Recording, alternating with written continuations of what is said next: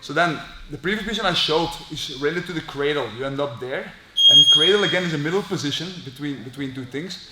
But I like it because it's a really good option to explore the guard passing. So, half guard, side control is a very hard position to control, the regular side control. So I always want to, when I control someone, I want to be either diagonally hip, shoulder on this side, head outside so he cannot catch it between his legs, yeah.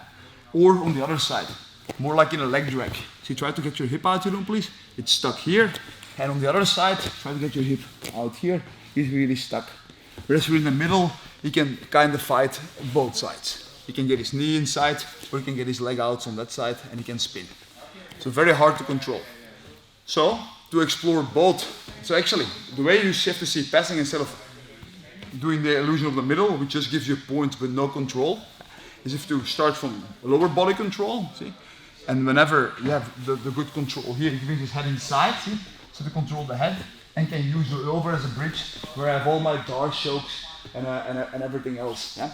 So what I'm going to try to do now, look, is you're going to start in the middle.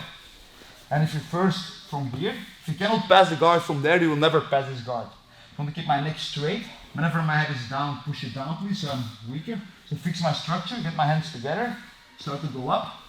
When I go up, don't push him, just keep him tight. You can put more strength by stretching your both arms. See, in this case, if I want to make my left arm stronger, I have to start walking towards my left side, a pivot, and then I'm going to support with my knee, my elbow. And from here I can rotate inside. The exact same position I did in the previous video, where you end up after the 50-50 duck under. Yeah? The only difference is the arm will be low, but otherwise same mechanics. So you walk up, control his head with your inside, with your outside knee, and I keep this pressure.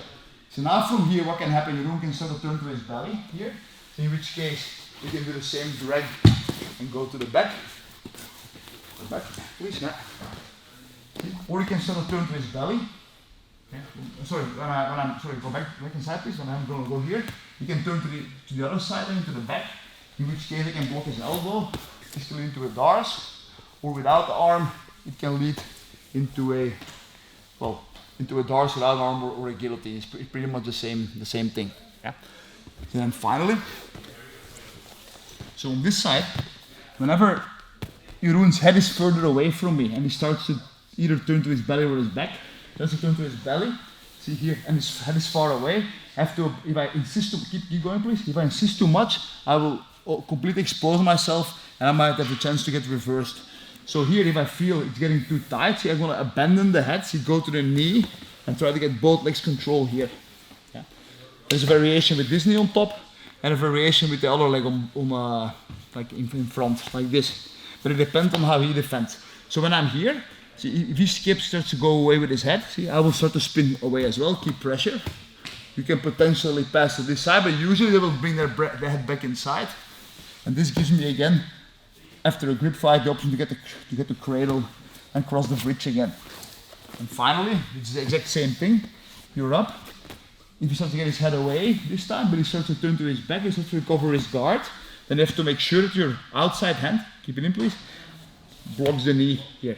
And then I go for the same leg grab and be on top. Always important to keep your head, as long as your head is in the crevice of his hip, push it away please. Yeah? He cannot really stop it. If he manages to make distance, he will get the knee out, way harder to pass.